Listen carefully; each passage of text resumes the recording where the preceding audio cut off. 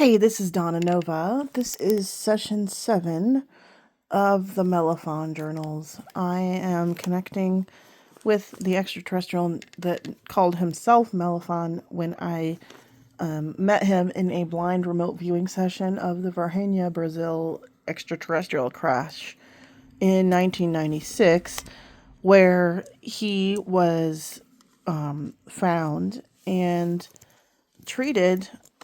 And there are many witnesses to this event. And he described himself properly. He's an enlightened being. His energy is beautiful. That's what people said about him. And when I asked what his ship looked like, I saw it and I drew it exactly right according to the witnesses as well. So you can take this for whatever it's worth.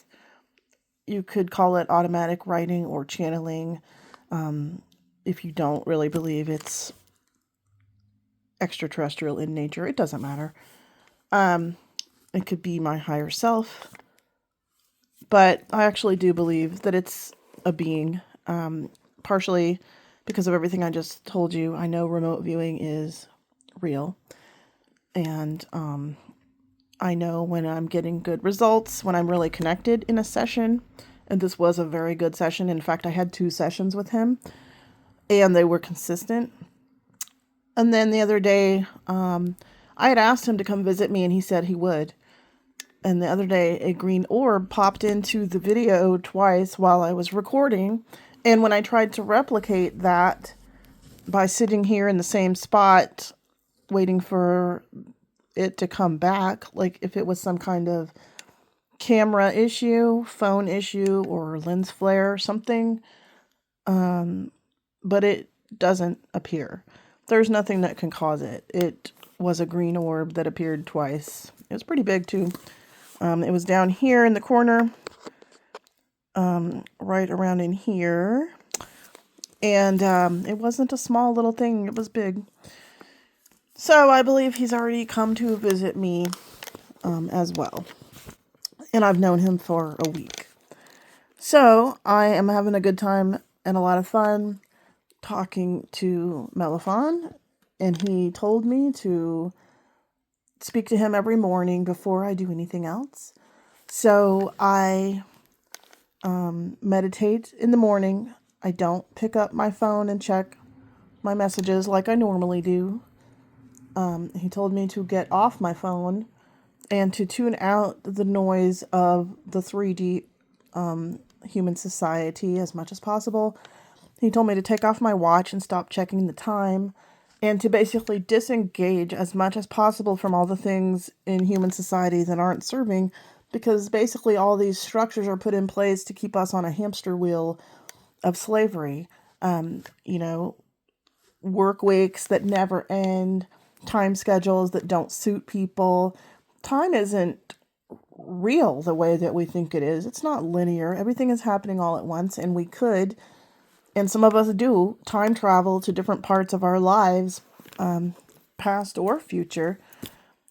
And then when some people see their alternate lives, their concurrent lives, it's not past lives. Calling it past lives is wrong. Calling the afterlife is wrong. It's not after. It's just a continuous life. All your other lives are the same as this life. You're just not tuned into them all the time because you'd go crazy. You're really not capable of handling one life at a time, much less 2, 3, 4. You know what I mean? So this is Melafon, and I'm just going to start. I really don't know what I'm going to ask him. So, and I don't know if it's helpful to write while I'm recording, but I'm just going to try it because I might want to watch these later instead of reading them. I mean, if I lose this journal or misplace it, I wouldn't have this information. So I'm either going to record these while I'm writing, or I'm going to go back and record them while I'm reading it. And I really don't know which is better, but this is just an experiment. This is only the 7th day that I've done this. So hopefully it makes sense. Everything he said so far makes sense to me. I'm going to be writing in the blue pen, and his responses will be in the purple.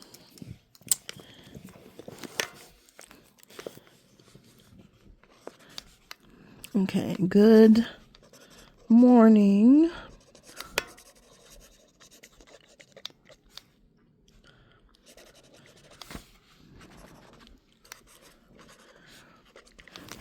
I'm asking him how he is.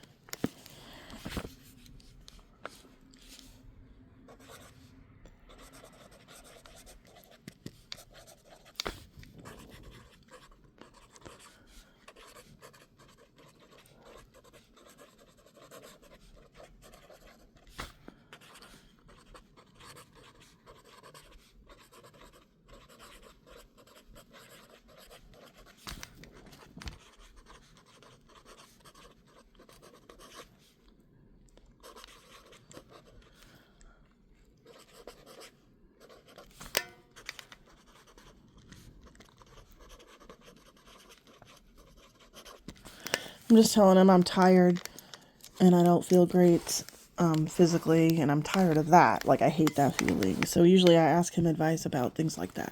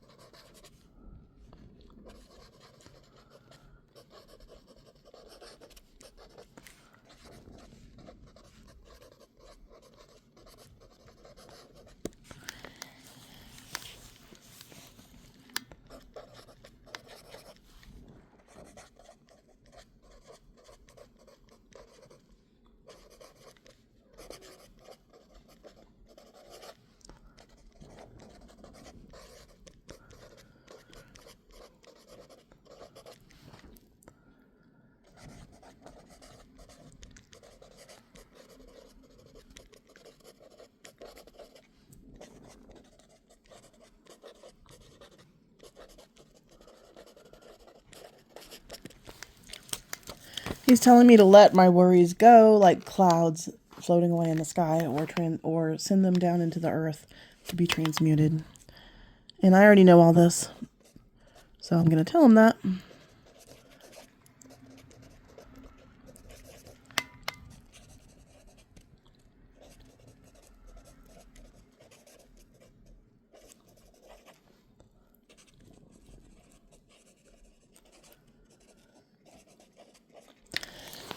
A lot of this feels too much like work, like I'm always working energetically on myself and doing shadow work and maintaining a high vibration. And some days it just feels like a chore. Most of the time it doesn't. It feels great. But I don't like the feeling that I have right now where I woke up and I feel sluggish. It's cold outside. It's dreary. I don't want to do anything. And I have all these worries in my head. Just things that I need to take care of, earth things. And that's what I like to talk to him about, is what do I do about those things. So let's see what he says. And I also don't feel super connected to him today because of that. That's the other thing that's annoying. The thing that annoys me the most is lower vibrational states make you not as connected to the higher vibrational states where you could actually get the help that you need. So it's like a catch-22 where, you know, you need the help, but you can't get it because you need it. So I asked him for something else, more advice that I don't know about. And, you know, there may be times where I have to sit and wait until I hear it for a minute. So I'm going to do that.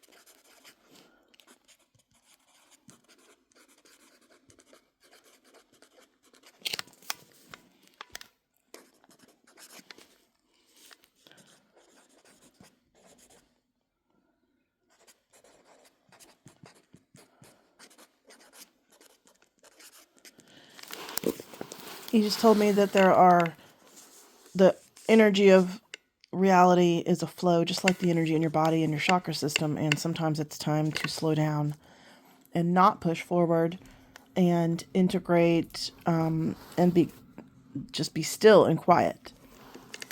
Which obviously that's true. And he said not to force anything, but on these days when the energy feels sluggish, to do something to get it to move, but not to force anything. Don't force yourself to do things you don't want to do. Don't force yourself to be productive when you don't feel productive. When I don't feel productive, I'll just, like when I got up this morning, I got up and just instantly had like back issues because I had laid funny and just felt out of it. And that's the days when I'll drop things. Like I'll go in the kitchen to make coffee and I'll spill it, or I'll break a glass. Like everything just starts out off. And that's how, you know, the whole day could be like that. But I'm trying to get out of that mode. So he's trying to tell me how to smooth it out. So I'm just going to write another page and see what else he says.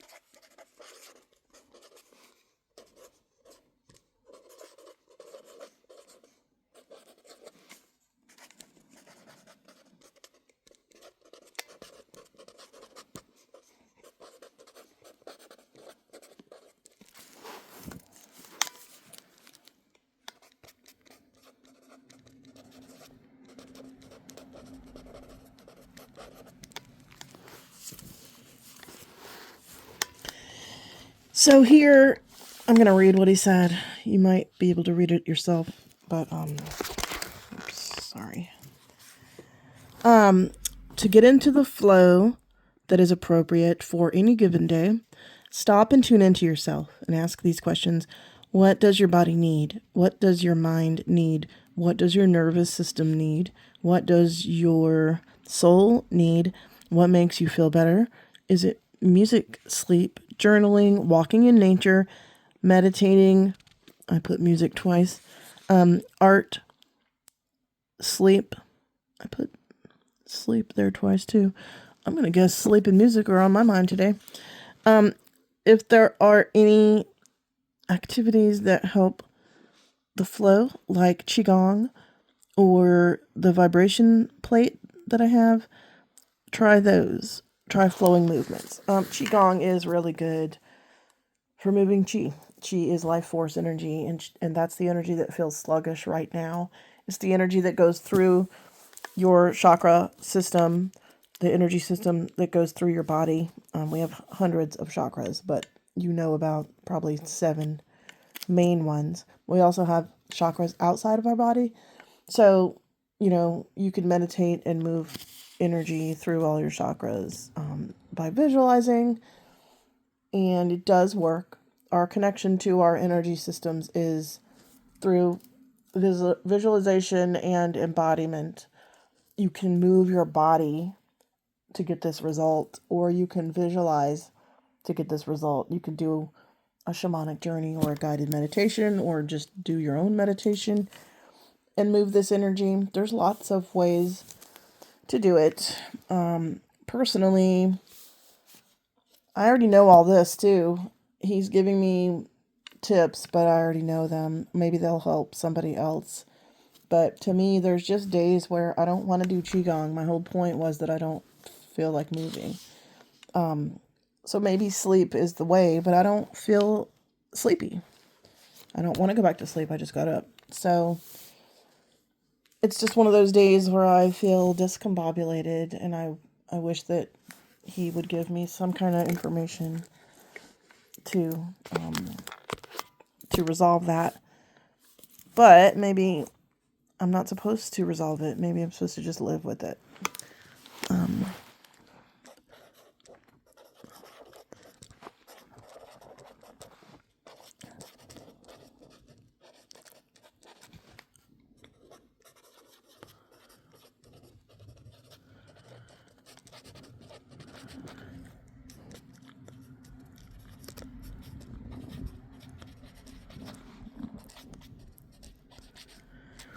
So he says that that's true, that I should just notice where I am without trying to...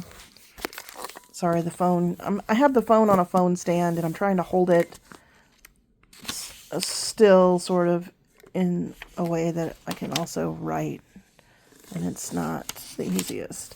So yeah, he just said, when you feel like this, instead of trying to change it or escape it, to accept it. Because resistance is, whatever you resist persists. So either you focus on it and you keep whining about it and complaining about it, or you just accept it for what it is and go with it. Flowing means acceptance. So let me write this down. Okay.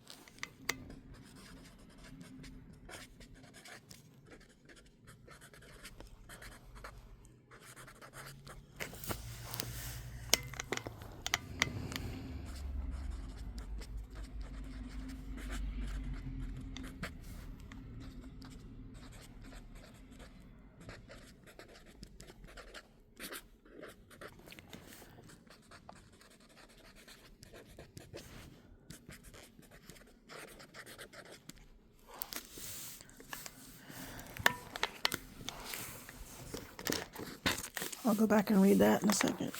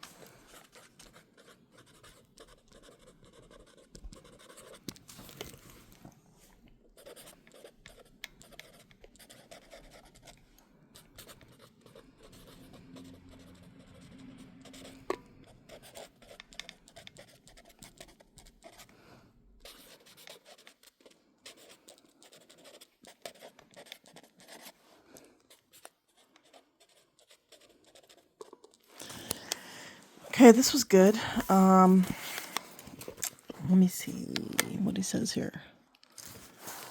I guess I didn't read any of this, so I'm going to read both pages. Flowing means acceptance, not resistance. Accept where you are. Do things to support yourself, but don't try to bypass this stage.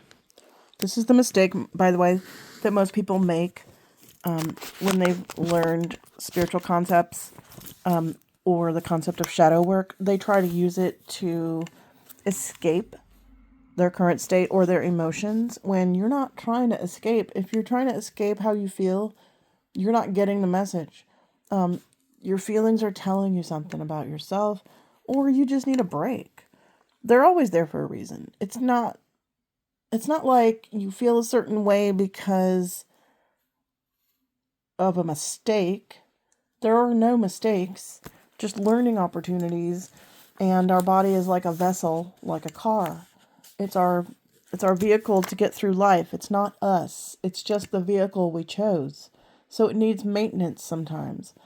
But your thoughts and your beliefs inside are things that you've created, but they're also things that you've been programmed to believe. Basically, all of us have been programmed like robots. People don't understand if you're spiritually asleep, you're basically like an automaton getting up, going to work, going to school, coming home, going to sleep. Most people I know don't live a fulfilling life, and they're not happy. It's obvious. Look around. And sometimes I fall into that category, but for the most part, my life is very meaningful and deep and profound, and I have fun. So it's annoying to me when I don't feel aligned, because normally I feel so beautifully aligned energetically and emotionally, spiritually, and physically. Physically is the hardest part, because I've always had physical issues. I've always had physical disabilities. I was born that way. So the physical part is the hardest part for me. But being aligned in every other way is not an issue for me. So that's why I'm resisting today when I don't feel great. That's why it feels so bad to me, because I'm like, this doesn't even feel good. This doesn't feel right. I don't want this. And that's how everybody is all the time. And that's why addictive behaviors occur, because instead of dealing with the issue at hand, people reach for something to make them feel better, which is understandable. I'm not passing any judgment, because we all do it. But if you really want to resolve the issues, you don't resist them and plaster over them and ignore them. They're here for a reason. Your emotions are here to give you a signal. That's what they're there for. They're kind of like the check engine light in the car, which I'm going to get to. That's why you don't ignore your emotions. You listen to them. They're trying to tell you something about yourself. And if you actually journal and listen to them, they go away, because you've addressed them. When you don't address them, they keep coming back. That's why people with depression and anxiety stay that way, because it's a very egoic cycle, and you're completely focused on your egoic thoughts and fears about and you're focused on yourself and how, miserable you are, and it becomes a self-fulfilling loop, because there's no escape until you stop and really look deep into that dark mirror. And if you can't do that, you'll never get out of it. And that's just how it is. So here's what he says. Okay. Flowing means acceptance and not resistance. Accept where you are. Do things to support yourself, but don't try to bypass this stage. You feel this way for a reason. Accept it. You already know this, but you need to observe and not absorb. Meaning, observe your emotions, but don't absorb and become them, because you're not them. Know the difference. You are not your emotions or your body. You are the energy inhabiting the body vessel. It is very temporary. Don't identify as the body. Just care for it as your vehicle for transportation through life. You observe your state without becoming that state. You are not your thoughts, feelings, judgments, beliefs, or emotions. You are not your body. Your emotions and your physical sensations are just like sensors on your car. The check engine light might be on. So just check in on yourself by observing. Journal your thoughts and emotions and define what's really going on. Shadow work. Disregard the useless programming. You've been programmed your entire life. Time to end program. I think that's a good place to stop. This video went longer than I thought anyway. But that makes total sense to me. We've been programmed. It's time to end program. If you're at all spiritually awake, you know this. Most people hadn't quite got there yet, but there's people that are starting to realize something's not quite right with the programs that we've been fed our whole lives. So at least to that level, some people are waking up. I mean, some of us have known that our whole lives and have resisted being controlled. But, so that's one level of awakening. Some of us were always like that. But then spiritual awakening on top of that is another level. That's where you actually get into contact with the source, the creator of everything, and you can feel the connection to everything. That's a spiritual awakening. That's different than just being awake to the fact that you've been tricked and duped into a toxic system your whole life. So basically, Melafon is telling me, instead of trying to resist how I feel when I don't feel my best, to just observe it and take any messages that come from it, and just journal and ask myself and do shadow work around, why do I feel this way? Because once you do that, once you start questioning, why do I actually feel this way? What is the belief that's making me feel this way? Then you can actually figure it out and let it go. Because the message from your emotions wants to be heard. And once it's been heard, it dissipates. You can actually get rid of anything that's lower vibrational that you don't prefer by going straight into it and saying, okay, I feel this negative sort of way that I don't want to feel. Why is that? And as soon as you figure out why, a lot of times you can just let it go because it doesn't make any sense anyways. Or you'll figure out that it was a programmed belief from someone else. Maybe your mom said something when you were 3 years old and it just stuck. You'd be surprised how many times your beliefs just come down to one incident in your childhood where you misinterpreted. A lot of us are just walking around with stuff like that defining our lives. You would be shocked at how often your beliefs aren't even yours. You just took them from someone else because you didn't know any better and you never stopped to question it. So I'm telling you, and Melafon is telling us to question this, question ourselves, and stop just going along for the ride, being a victim of the way you feel and your emotions and your beliefs. That's passive, and that's asleep. If you're doing that, you're asleep. And if you're trying to bypass because you just want happiness constantly, yeah, I do too. I want joy, happiness, and magic 24/7. My goal is to have a fabulous, magical life. And there's a lot of times when I do, to, blend it with a physical 3D world, but blend the higher realms with that world. I know I was meant to bring heaven on to earth. That's what the goddess told me. And I have been doing that. But earth life is very different than the next dimension, the fifth dimension where I'm connected to my twin flame, Chris. That dimension is, for us, it's amazing. It's not the same for everybody. You still vibrate and go to whatever level of vibration you are when you transition, and you can grow from there. It's not like a permanent sentence, but you'll go wherever you vibrate naturally when you transition to the other side.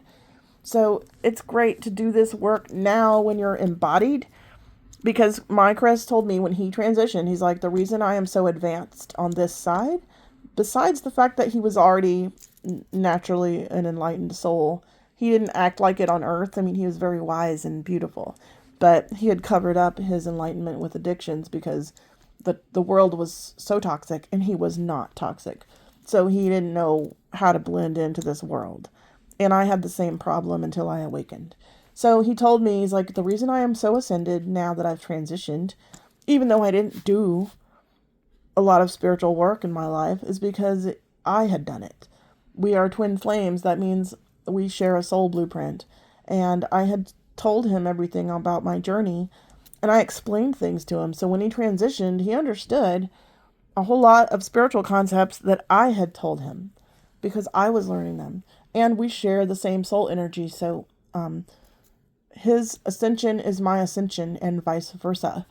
That's why I'm able to connect to the higher realms like this. We chose this. We were chosen for this, and we chose it. We applied for this mission before we incarnated, and we got it. So we're doing our job by bringing the higher realms to this planet in all these different ways, like the journaling, the channeling, our artwork, and the energy that we give with our crystal healings and our energy work and our ascension coaching. Everything we do brings higher realm energy to this world because that's what we're here for. So basically, the more you can look at your own emotions and yourself, honestly, look in the mirror and be honest about what's in there. Because there's nothing to be afraid of. When you look at it, you expose it to the light. Exposing darkness to the light clears it up, literally. So that's why you do your shadow work. It's light work, really. Shadow work is light work. Look at your shadow and find the light. So I'm going to have to go take this advice myself and start meditating and journaling about what's going on with me.